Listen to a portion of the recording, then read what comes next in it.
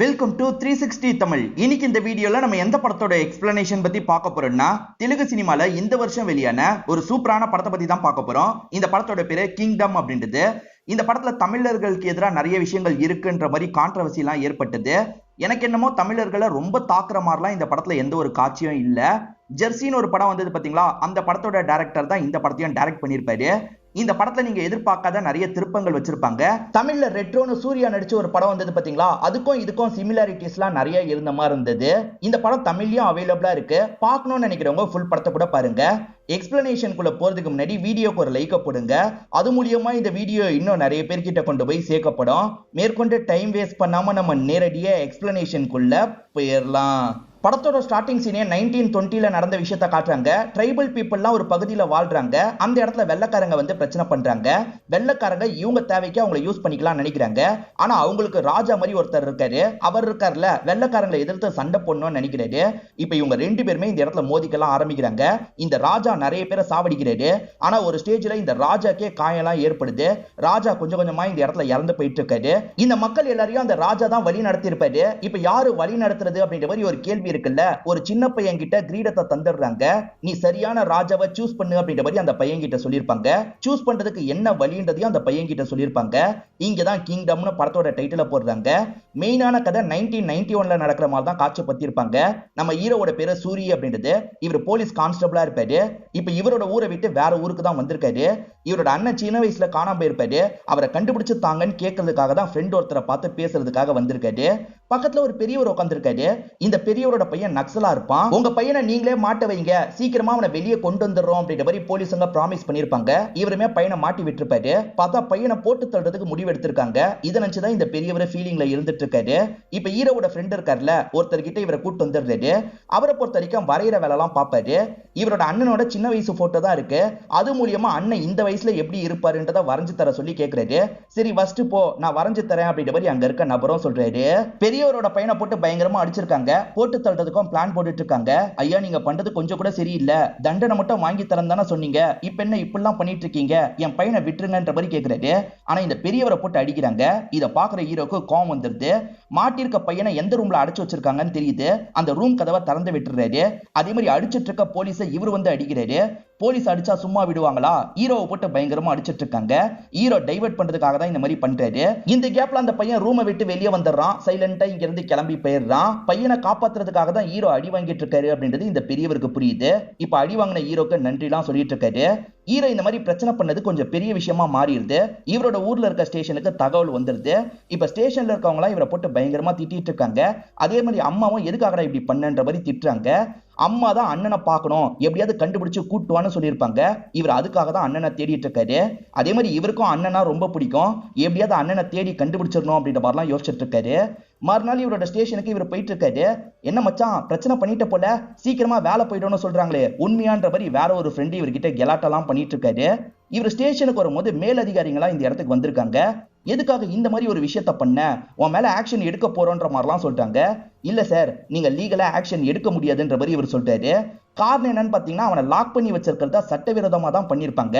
அப்படி இருக்கும்போது நீங்க எப்படி ஆக்ஷன் எடுப்பீங்கன்ற மாதிரிலாம் இவர் கேட்கிறாரு. பாயிண்டா தான் பேசுற அப்படின்ற மாதிரி ஜேபின்ற ஒரு நபர் சொல்லிட்டாரு. இந்த ஜேபி தான் எல்லாரையும் விட ஹெட்டா இருப்பாரு. உன் வேலைக்கு எந்த பிரச்சனையும் கிடையாது, நீ வீட்டுக்கு கிளம்புன்ற மாதிரி ஜேபி போக சொல்லிடுறாரு. ஹீரோ நைட்டு நேரம் வீட்டுல இருக்கும் போது ஜேபி இவரை பார்த்து பேசுறதுக்காக வீட்டுக்கிட்டே வந்துடுறாரு. என்ன விஷயம்ன்ற மாதிரி ஹீரோ கேட்கிறாரு. உனக்காக நான் வேற ஒரு வேலை வச்சிருக்கேன், அதுக்காக நீ இலங்கைக்கு போகணுன்ற மாதிரி சொல்லிட்டாரு.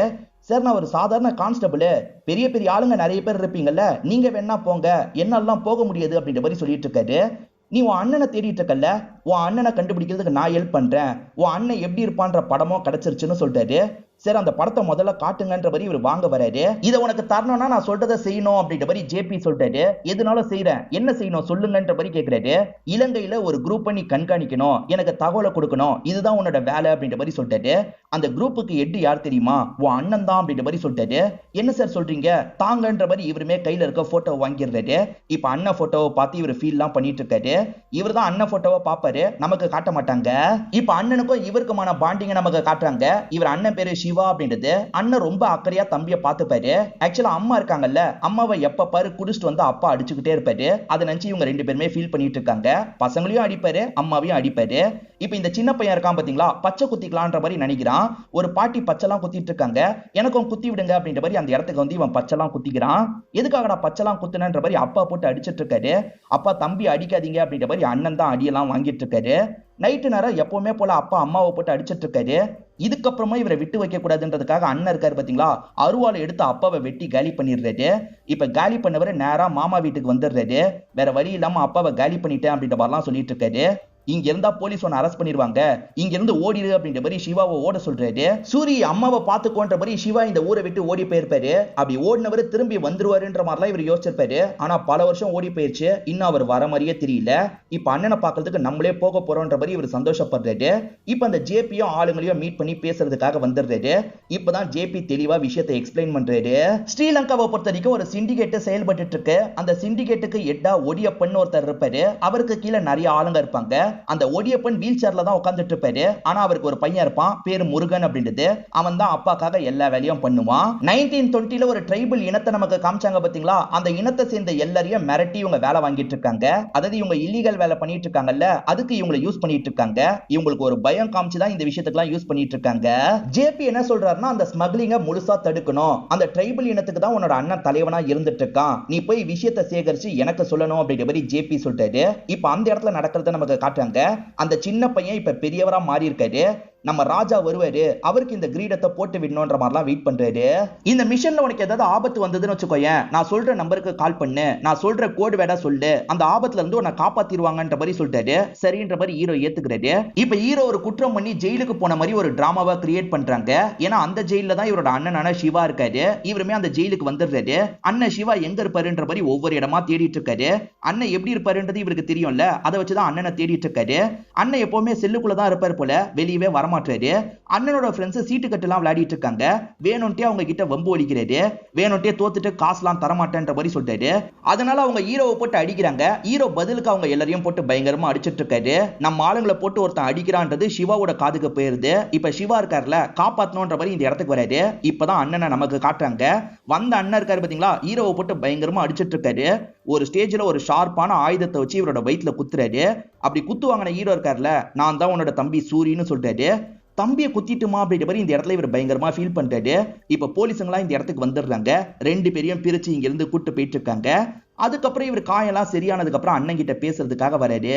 இவர் அம்மா உயிரோட தான் இருக்காங்க, ஆனா அண்ணன் கிட்ட இறந்து போயிட்டு தான் போய் சொல்லிட்டாரு. அண்ணன் கிட்ட ரொம்ப க்ளோஸ் ஆகிறதுக்காக தான் இந்த மாதிரி போய் சொல்லிட்டாரு. நீ திரும்பி வருவன்னு நான் எவ்வளவு வெயிட் பண்ண தெரியுமா, எதுக்காகடா வரலன்ற மாதிரி அண்ணன் கிட்ட கேட்கிறாரு. இங்க என்னோட லைஃபே மாறிடுச்சு, அதனால தான் என்னால வர முடியல, நான் சீக்கிரமா வெளியே போயிடுவேன், ஒன்னைய வெளியே எடுக்கிறதுக்கான வேலை பாக்குறேன், நீ கவலைப்படாது அப்படின்ற மாதிரிலாம் தம்பி கிட்ட இவர் சொல்றாரு. என் அண்ணனே என்ன வெளியே எடுக்கிறதா சொல்லியிருக்கான்ற மாதிரி இவர் ஜேபி கிட்ட சொல்றாரு. ஜேபியும் குட் ஜாப் அப்படின்ற மாதிரி சொல்றாரு. முதல்ல அண்ணன் வெளியே போயிடுறாரு. அதுக்கப்புறம் ஃப்ரெண்டு மூலியமா ஹீரோவையும் வெளியே எடுத்துடுறாரு. இப்ப ஹீரோவும் வெளியெல்லாம் நடமாட ஆரம்பிக்கிறாரு. ஜேபி சொன்னதா மைண்டுக்குள்ள யோசிக்கிறாரு. ஜேபி ஒவ்வொரு வாட்டியும் எனக்கு இன்ஃபார்ம் பண்ண முடியாது, வேற ஒரு பொண்ணு கிட்ட தான் நீ இன்ஃபார்ம் பண்ணும் அப்படின்ற மாதிரி அந்த பொண்ணோட போட்டோவை ஹீரோ கிட்ட தந்திருப்பாரு. அண்ணனுக்கு ரைட் ஹேண்டா பைரவான்னு ஒரு நபர் இருப்பாரு. அவர் தான் ஜெயில் வாசல்ல இருந்து இவரை பிக்கப் பண்ணிக்கிறாரு. இவரோட ஊரை நோக்கி கூட்டு போயிட்டு இருக்காரு. இப்ப போற வழியில ஒருத்தங்க பிரசவ வலியால துடிச்சிட்டு இருக்காங்க. இப்ப டாக்டர் மதுன்றவங்க இவங்களை உடனே ஹாஸ்பிட்டலுக்கு கூட்டு போனோம்னு சொல்றாங்க. ஆனா யாருமே எதுவுமே பேசாம இருக்காங்க. ஆக்சுவலா ஜேபி ஒரு பொண்ணு கிட்ட ரிப்போர்ட் பண்ணணும்னு சொன்னாரு பாத்தீங்களா, அது இந்த டாக்டர் மதுவா தான் இருப்பாங்க. இப்பதான் இந்த இடத்துக்கு முருகன் ஒருத்தர் வராரு. ஹாஸ்பிட்டலுக்கு எல்லாம் கூட்டு போக முடியாதுன்ற மாதிரி சொல்லிட்டாரு. ஒடியப்பன்னு இந்த இடத்துல ஒரு ஹெட் இருக்கிறதா சொன்ன பாத்தீங்களா, அந்த ஹெட்டோட பையனா தான் இவர் இருப்பாரு. இவரை பொறுத்த வரைக்கும் ரொம்ப மோசமானவரா இருப்பாரு. நிறைய பேர் அடிச்சே சாவடிக்கலாம் செஞ்சிருப்பாரு. இந்த இடத்துல தான் நீ ட்ரீட்மெண்ட் பண்ணும், முடிஞ்சா பண்ணு, இல்லனா சாவட்டோன்ற மாதிரிலாம் சொல்லிட்டாரு. இங்கேயே ஏதாவது பண்ணி காப்பாத்தணும் அப்படின்ற மாதிரி மது யோசிக்கிறாங்க. இப்ப இந்த இடத்துல ஸ்கிரீன் எல்லாம் போட்டு க்ளோஸ் பண்ணிடுறாங்க. அந்த லேடிக்கு பிரசவம் எல்லாம் பார்த்துட்டு இருக்காங்க. ஒரு ஸ்டேஜ்ல குழந்தை நல்லபடியா பிறந்துருது. நீ குழந்தைய மட்டும் ஹாஸ்பிட்டலுக்கு கொண்டு போலாம், அம்மா இங்கதான் இருக்கணும்ன்ற மாதிரி சொல்லிட்டாரு. கண்ட்ரோலுக்குள்ள வச்சிருக்காருன்னு சொன்னா பாத்தீங்களா, இந்த மாதிரி தான் கண்ட்ரோலுக்குள்ள வச்சிருக்காரு. இப்ப ஹீரோவும் ஊருக்குள்ள வந்துடுறாரு. அப்பதான் அண்ணனுக்கு ஏற்கனவே கல்யாணம் ஆயிடுச்சுன்றது இவருக்கு தெரிய வருது. அண்ணனோட ஒய்ஃப் பேரு கௌரி அப்படின்றது. அண்ணனுக்கு ஒரு பையனும் இருக்கான். இப்ப பையன் கிட்ட உன் பேர் என்னன்னு கேக்குறாரு. சூரியன்ற மாதிரி சொல்றான். இவருமே லைட்டா சிரிக்கிறாரு. சிவா என்னோட குழந்தைய கூட பார்க்கவே இல்ல, ஏதாவது பண்ணுன்ற மாதிரி அந்த லேடி சொல்றாங்க.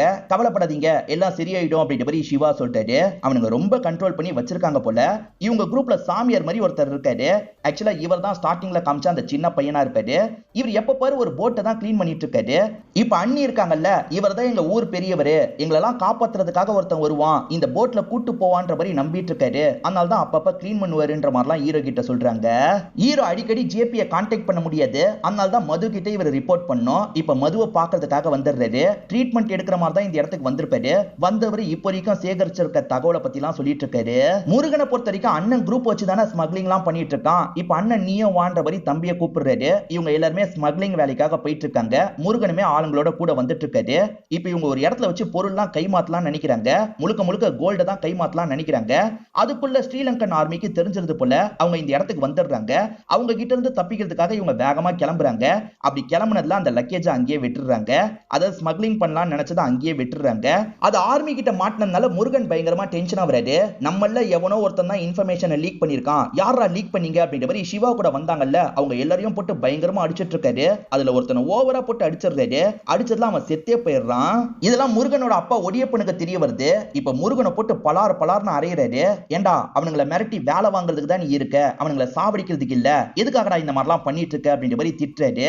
இவன் அப்பா மேல ரொம்ப மரியாதை வச்சிருப்பான் போல. அப்பாவை எதிர்த்து ஒரு வார்த்தை கூட பேச மாட்டான். ஒருத்தனை அடிச்சே சாவடிச்சிட்டாங்கல்ல, அவனை கரையில போட்டு வச்சிருக்காங்க.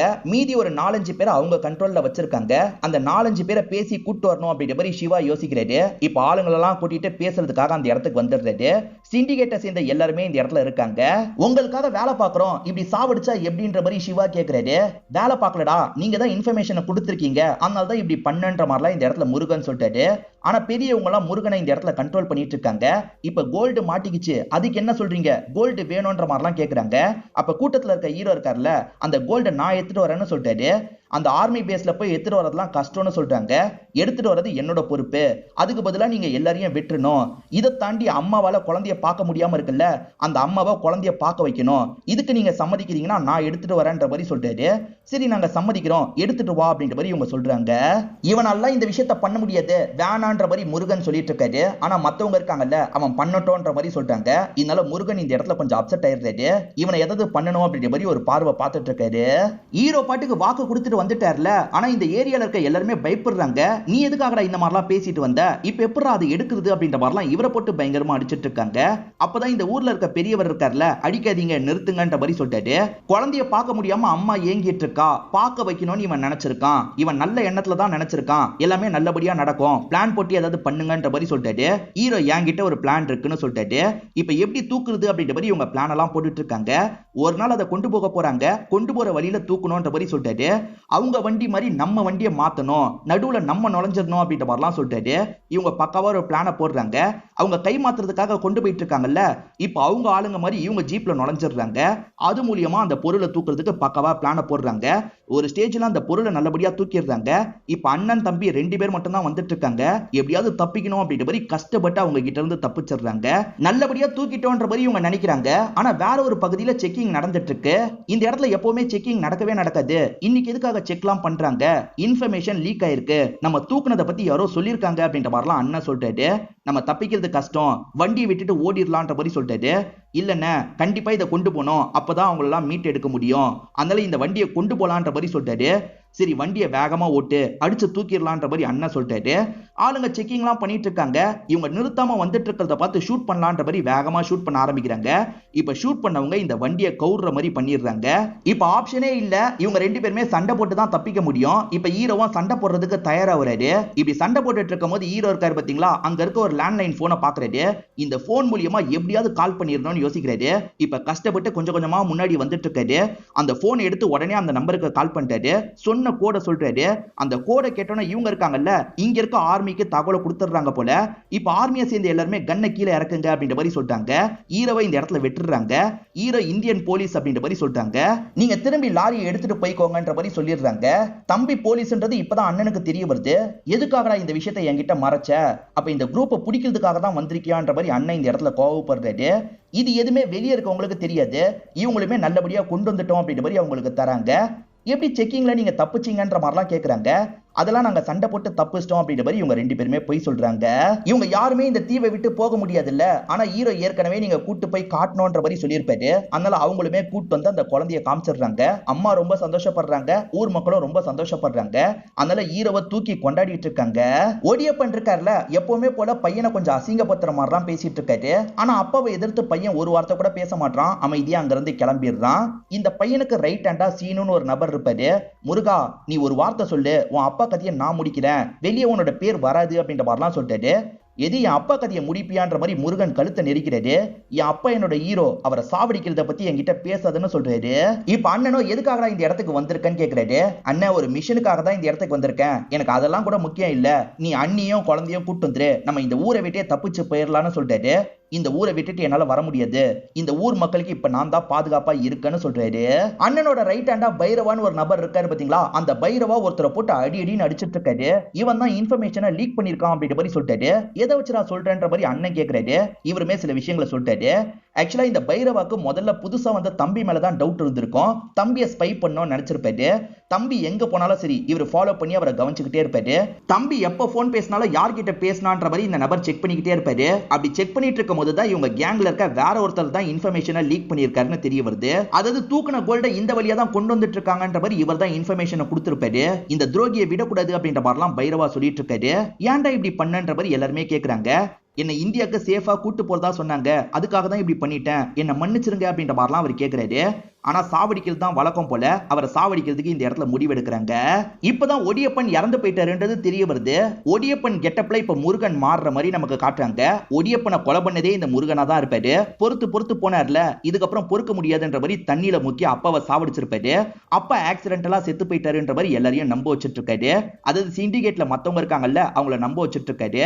ஏன்னா இவரை பொறுத்த வரைக்கும் ஹீரோவையும் அந்த கேங்கையும் ஏதாவது பண்ணணும்னு நினைக்கிறாரு. அப்பா அதுக்கு தடையாவே இருந்திருப்பாரு. அதனால தான் அப்பாவை இவரே போட்டு தள்ளி இருக்காரு.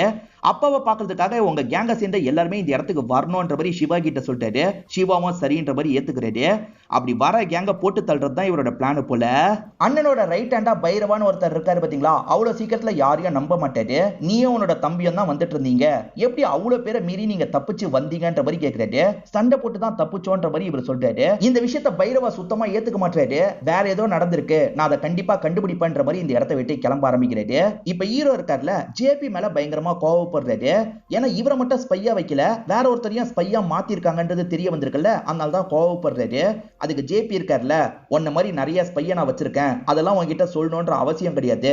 அடுத்ததான் அந்த கேங் பெருசா உன்ன பண்ண போறாங்க, அந்த ஷிப்போட நம்பரை மட்டும் எனக்கு சொல்லிடு, அப்படி சொல்லிட்டா உன் அண்ணனையும் ஒன்னையும் சேஃபா இங்க இருந்து அனுப்பி வைக்கிறேன்ற மாதிரி சொல்லிட்டாரு. சரின்ற மாதிரி ஹீரோவும் ஏத்துக்கிட்டு இங்க இருந்து கிளம்புறாரு. இப்ப அண்ணனை பார்த்து பேசுறதுக்காக வராரு. அடுத்து ஒண்ணு பண்ண போறீங்கல்ல, அந்த ஷிப் நம்பரை மட்டும் சொல்லு, நீயே நானு அண்ணி இங்க இருந்து கிளம்பிடலாம் அப்படின்ற மாதிரி சொல்லிட்டாரு. நான் தான் சொன்னேன்ல, இங்க இருந்து நான் வரமாட்டேன், அந்த ஷிப்பை ஓட்ட போறதே நான் தான், இதுதான் நம்பரு, யார்கிட்ட சொல்லணுமோ சொல்லிக்கோன்னு சொல்றாரு. இவங்க ஒன்னும் உன்னோட குடும்பம் இல்லடா, அம்மா வெயிட் பண்ணிட்டு இருக்காங்க, தயவு செஞ்சு வான்ற மாதிரி தம்பி சொல்லிட்டாரு. அம்மா செத்துட்டாங்கன்னு சொன்ன, அது கூட என்கிட்ட க்ளோஸ் ஆகிறதுக்காக போய் சொன்னியாடா, ஏன்டா இப்படி பண்ண அப்படின்ற மாதிரி அண்ணன் தம்பி மேல இந்த இடத்துல கோவம் எல்லாம் பட்டுட்டு இருக்காரு.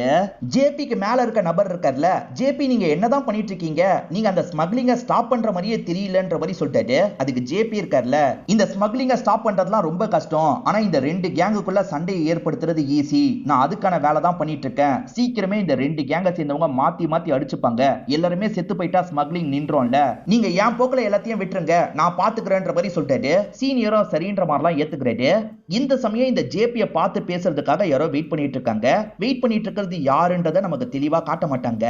இப்ப அண்ணன் இருக்காரு பாத்தீங்களா, தம்பியை மட்டும் அந்த தீவுல விட்டுறாரு, மத்த எல்லாரையும் கூட்டிட்டு இந்த இடத்துக்கு வந்துடுறாரு. அதாவது விருந்துக்கு கூப்பிட்டாரு பாத்தீங்களா, அதனால தான் இந்த இடத்துக்கு வந்திருக்காரு. மத்த எல்லாருமே உட்காந்து சாப்பிடட்டும், நீ மட்டும் பேசுறதுக்காக வான்ற மாதிரி சிவாவை கூப்பிடுறாங்க. சிவாவும் சரின்ற மாதிரி ஏத்துக்கிறாரு.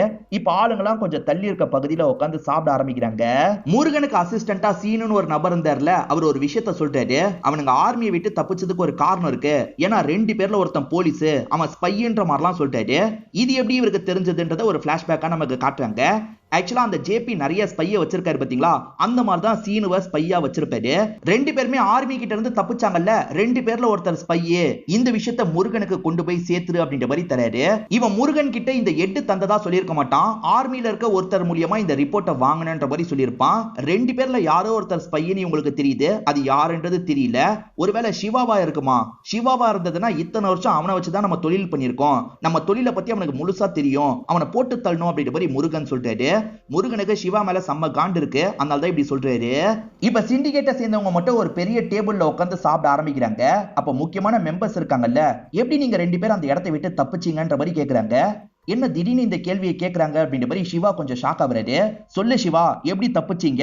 யாரோ ஒருத்தர் ஸ்பை அப்படிதானே அப்படின்ற மாதிரி கேட்கறாரு. இவருமே திருன்னு முடிக்கிறாரு. தம்பியை மாட்டி விடக்கூடாதுன்னு நினைக்கிறாரு. இப்ப சூரிக்கு ஆறுதல் சொல்றதுக்காக மது வந்திருக்காங்க. உன் அண்ணன் சரியான அசுரன், அவனை காப்பாத்துறதுக்காக நீ எதுக்கு இவ்வளவு ட்ரை பண்ற, நீ ஊரை பார்த்து கிளம்பு அப்படின்ற மாதிரிலாம் சொல்லிட்டு இருக்காங்க. என் அண்ணன் அசுரம் கிடையாது, நான் தான் உண்மையான அசுரன் அப்படின்ற மாதிரி இவருமே ஒரு விஷயத்தை ரிவீல் பண்றாரு. ஆக்சுவலா சின்ன வயசுல அண்ணன் தானே அப்பாவை சாவடிச்ச மாதிரி காமிச்சிருப்பாங்க, உண்மை அது கிடையாது.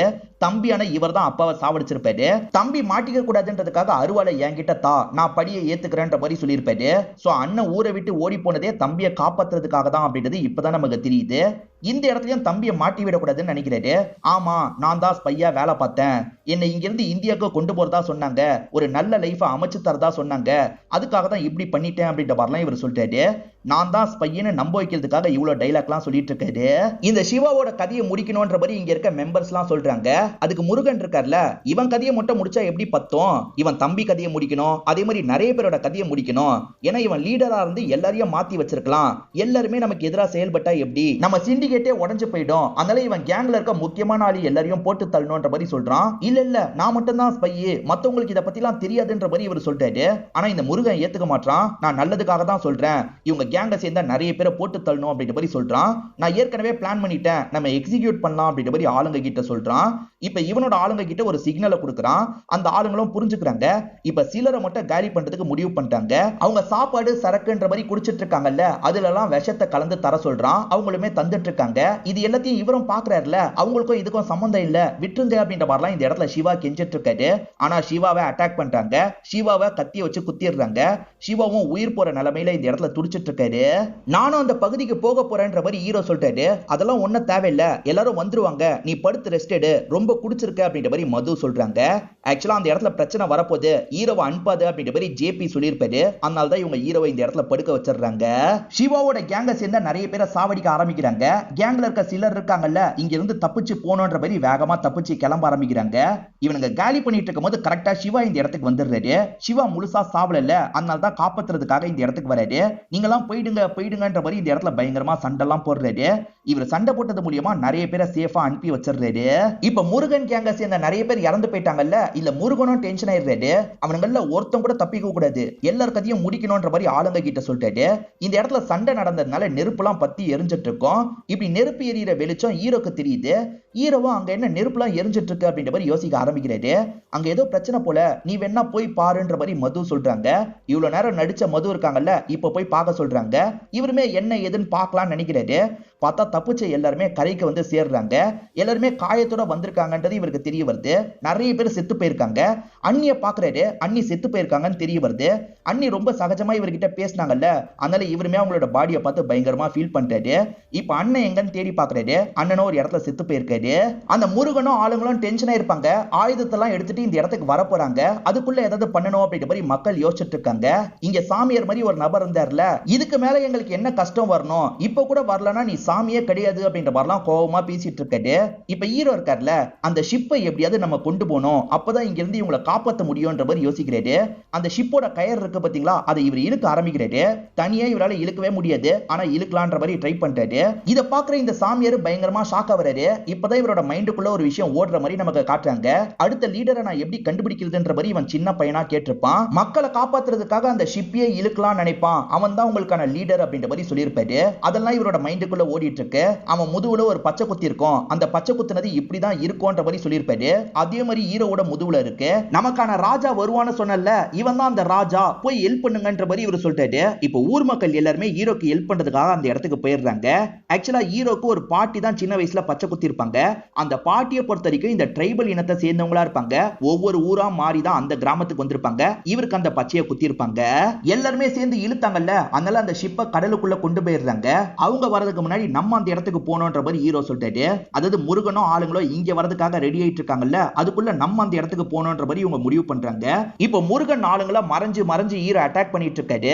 முருகன் ஆளுங்க நிறைய ஆயுதம்லாம் வச்சிருக்காங்கல்ல, இப்போ உள்ள வந்தவங்க அந்த ஆயுதத்தை எடுத்துக்கிறாங்க. அந்த ஆயுதத்தை வச்சு இவங்க அட்டாக் பண்ணிட்டு இருக்காங்க. இவங்க அட்டாக் பண்றதுல நிறைய பேரை சாவடிச்சிட்டு இருக்காங்க. இப்போ முருகன் எதிர வராரு. இவங்க ரெண்டு பேருமே சிங்கிள்ஸ் மாதிரி தனித்தனியா சண்டை போட்டுட்டு இருக்காங்க. முருகன் தான் அண்ணனை கொலை பண்ணால, அதை பத்திலாம் தனாவட்டா சொல்லிட்டு இருக்கான். இவருமே அதெல்லாம் யோசிச்சு பார்த்து முருகனை பயங்கரமா அட்டாக் பண்ணிட்டாரு. அண்ணனை இவன் எப்படி சாவடிச்சானோ அதே மாதிரி முருகனை கொடூரமா சாவடிக்கிறாரு. என்ன திடீர்னு இந்த மக்களுக்காக இவர் இவ்வளவு சப்போர்ட் பண்றாருன்ற மாதிரி உங்களுக்கு ஒரு கேள்வி வந்திருக்கும். அண்ணன் இந்த மக்களுக்கு சப்போர்ட்டிவா இருக்கணும்ன்ற மாதிரி கடைசி வரைக்கும் நினைச்சிருப்பாரு. இப்ப அண்ணன் இல்ல, நம்ம சப்போர்ட்டிவா இருக்கணும்ன்ற மாதிரி முடிவு எடுத்திருக்காரு. கவலைப்படாதீங்க, உங்களுக்கு பாதுகாப்பா கடைசி வரைக்கும் நான் இருப்பேன்ற மாதிரிலாம் இந்த மக்களை பார்த்து சொல்லிட்டாரு. அந்த கடவுள் தான் உன்னை பிளான் பண்ணி அனுப்பியிருக்கான்ற மாதிரி இந்த பெரியவர் சொல்லிட்டாரு. சின்ன வயசுல உங்க வீட்டுல பிரச்சனை ஏற்பட்டதுக்கு விதிதான் காரணம். அந்த பிரச்சனையில இருந்து தப்பிக்கிறதுக்காக உன்னோட அண்ணன் இந்த கிராமத்துக்கு வந்தான். எங்களோட தலைவன் மாதிரி மாறினா, அதுவும் விதிதான் காரணம். உன் அண்ணனை தேடி நீ இந்த இடத்துக்கு வந்தல்ல, அதுக்கும் விதிதான் காரணம். இப்ப எங்க எல்லாருக்கும் தலைவனா மாறி இருக்கல்ல, அதுக்கும் இந்த விதிதான் காரணம் அப்படின்ற மாதிரிலாம் சொல்லிட்டு இருக்காரு.